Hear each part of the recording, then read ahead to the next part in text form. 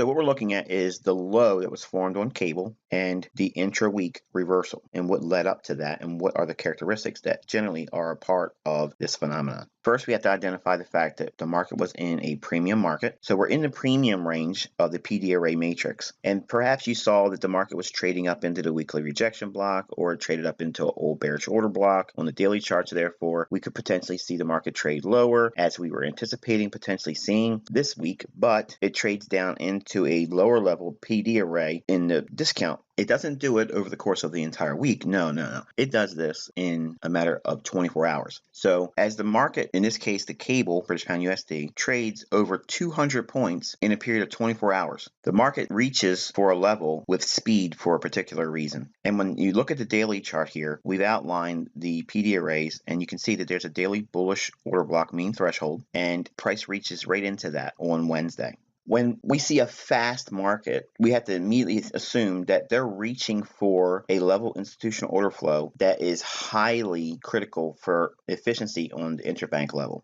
Now, that may be in the form of commerce globally, or it could be in the form of a repricing at the central bank level. Either one of those could happen rather quickly. The idea is you're going to anticipate at the beginning of the week a certain outcome, and it's prudent that you stick to that, okay? Because over the course of a career, you're going to get caught in a reversal like this once in a while, but you'll also have a checklist on things that may lead to that type of scenario. This is the reason why I tell you, regardless of whatever you think you want to be at the beginning of the mentorship, it's going to graduate into other things. But by having a well-versed approach and understanding across all the disciplines, you inherently have an advantage over those individuals that just stick to just one format or discipline of trading. You will, by default, be a better trader at whatever discipline you focus on as a career. So we're going to look at this little range in here. Now, it's not so much of a little range, but we're going to look at the move in this particular decline down into the daily bullish order block mean threshold and what the catalyst that led to that reversal. The first thing you want to notice is that price is unwilling to leave the premium. So while we saw initially in the beginning of the week the market want to decline, and it was doing it aggressively and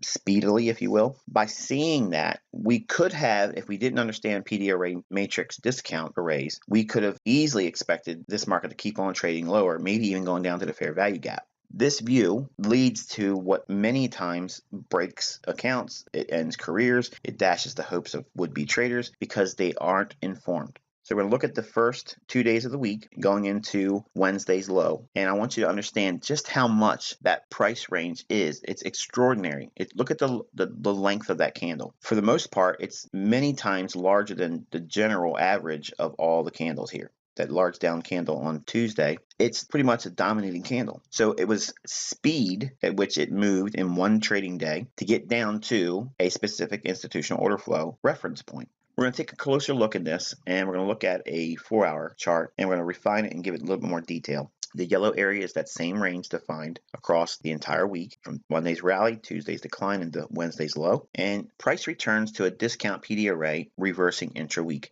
I want you to take a look at the low here, and it forms on Wednesday's market low, and it's trading at a daily bullish order block mean threshold. After the bounce at the daily bullish order block mean threshold, IPTA draws price up into a 4-hour bearish order block premium PD array. Notice the efficiency, how it trades right up into it. It's exactly right to the logical area where price should reach for if it's going to a premium market. There's very little movement below the level that's identified as the daily bullish order block mean threshold, and it trades right to the 4-hour bearish order block, clearly seen with the 4-hour order block traded here. So now we're going to take it, refine it down to an hourly chart and give it a lot more flesh on the skeleton we're outlining as a market reversal profile. I want you to note the large decline from the first of the week. Now, obviously, I'm beating this in your head because this is the classic telltale sign that you have a potential market reversal profile. Every time that the market quickly starts trading on Monday or Tuesday aggressively and speedily, that's usually a telltale sign it's in a hurry to make a weekly range, or it's going to go to an institutional order flow potential reference point that could potentially cause it to reverse and go the other way. So now we can see Monday starts as a potential high of the week profile, rallies initially right from Sunday's opening, declines a little bit, and then we have another rally into the London session on Tuesday, and it aggressively trades lower, trading right into changeover from Tuesday into Wednesday, creating the low of the week, and then we have an aggressive move off that low. This right here, this price decline, the speed at which and the magnitude of which it moves is the telltale sign. That's the characteristic that leads you to, okay, we're really moving quickly and we're covering a lot of ground in the beginning of the week. Whenever that happens, you immediately start looking for higher time frame PD arrays that may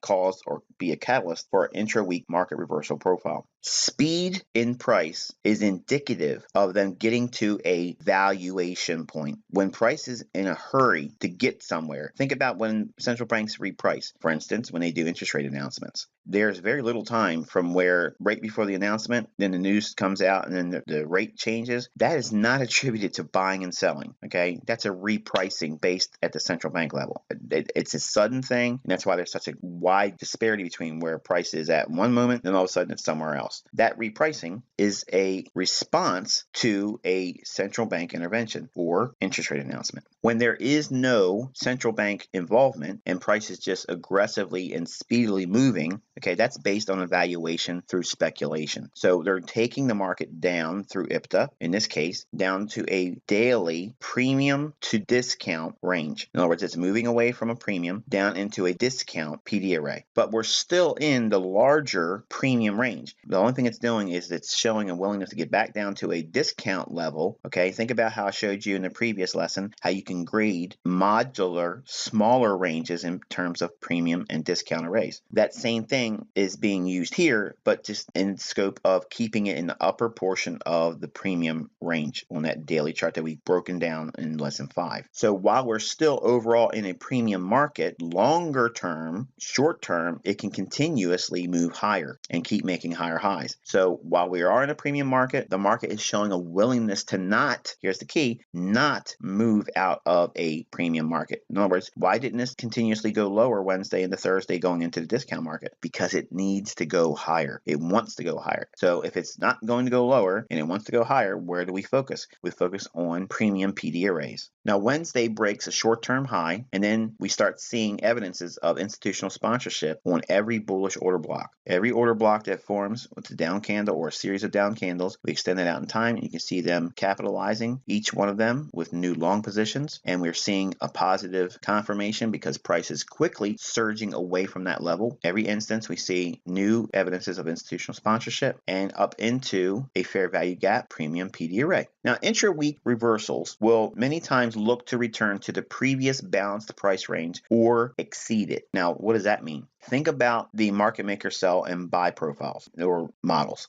In this case here, this could end up becoming a market maker buy profile. We have the consolidation known as, in this example, as the price balanced range. In other words, price is in a small little range and then it leaves it on Tuesday. Aggressively sells off. We have the smart money reversal in the Tuesdays, Wednesdays overlap. Then we have a low risk buy on Thursday. Then we have a continuation or reaccumulation on Friday. But price is traded up into that price balanced range all over again. So when we see that, this could be the end of the move. It can be. This could, all that's been necessary is for them to trade right back up to that price balanced range. But we always have to have the likelihood on our mind that price may exceed it and go past it, which is what the market maker buy profile really aims to do, is take out the liquidity above and on high. In this case, we have a lower high formed on Tuesday than Monday, so it may not necessarily need to go above it, but personally between you and I think it will. The evidences of the fact that the market's moving quickly at the beginning of the week, this is Monday and Tuesday, okay, or one of the two. If we see sudden, quick movement in price and magnitude, here's the key word here, it's got to cover a lot of distance. What's average distance of the last few days? If it exceeds it a lot, whatever the average daily range is for the last 5 days, if it gets well above it, chances are you're probably going to see a market reversal profile. It doesn't mean it always will happen. It just means that start considering it. So when we move forward and going through price action study, it's important that you understand that knowing the higher time frame PD arrays will aid in failures. That means when you have a trade that doesn't seem like it's working out for you, even though you're profitable, chances are it's probably better for you to get out of it and look for another entry point. If it doesn't give you a strong entry point, chances are it's probably going to be a market reversal profile. Wednesday or Thursday reversals generally form every month. So no matter what pair you're looking at, there's generally some kind of reversal of sorts that can form. It's a generic concept. It's very simple things that leads up to it. The classic telltale signs are the magnitude at which the price moves on Monday and Tuesday. Okay, so it's only 2 days you have to focus on. How much is price moving on Monday and Tuesday? So if you're seeing a lot of movement in your favor and it's really covering a lot of distance and it's doing it quickly, many instances you're going to see it like this week really built in on one trading day. When it does that, consider the higher time frame PD arrays because it's probably going down to a valuation or a higher level valuation point, and then it's going to have a lot of sponsorship come in, and those flows are going to turn the market. It's going to turn it the other way. Now, consider swing trading model overlap possibilities. And we've talked about the likelihood of using short-term trading concepts and one shot, one kill. And now we're going to blend or overlap trading models to help you kind of formulate a better understanding. Here we have that same area of price action. And what I've done was I've outlined it in terms of a premium and discount PD array matrix. So we can see in the green area, that's the discount area. And I have it graded as well with 4 grades or 4 quadrants. Notice that on the daily chart, we have a daily bullish order block. It's trading down into that. So if we look at this model here, think about what I taught you in the swing trading model. This is a swing trade entry. This is exactly what you look for a swing trade. Now, if you're not a swing trader, if you don't think like a swing trader, then you're not going to see this as a swing trade entry. You're not going to see it as a potential setup that could many times pay out much more than what a one shot, one kill would. If you're only focusing on, I'm going to be a short-term trader, or I'm going to only be a day trader, or I'm only going to be a scalper, these types of setups will evade you. And by evading you, it's also going to become a pitfall for you. You're not going to know when there's going to be these potential reversals. You'll get caught off guard. So now we're going to take that same element, everything we saw in the daily chart that is applied, we're just reviewing it from a 1 hour standpoint so we can see the intraday price action on a day-by-day division. You can see here reversals intra-week, they occur, here's the secret, they occur in overlapping models. Every market reversal that happens intra-week will be a overlapping of 2 types of trading disciplines. They'll be at odds with one another. Here's the rub. The higher time frame discipline will always win. That's why we have to focus on monthly, weekly, and daily PD arrays. They are the most important ones. Anything less than that, 4 hour, about as low as you want to go. Anything less than that is all day trading stuff. And if your day trading things are not in alignment with the higher time frame, daily, weekly, or monthly, no less than a 4 hour, you're really not trading high probability setups.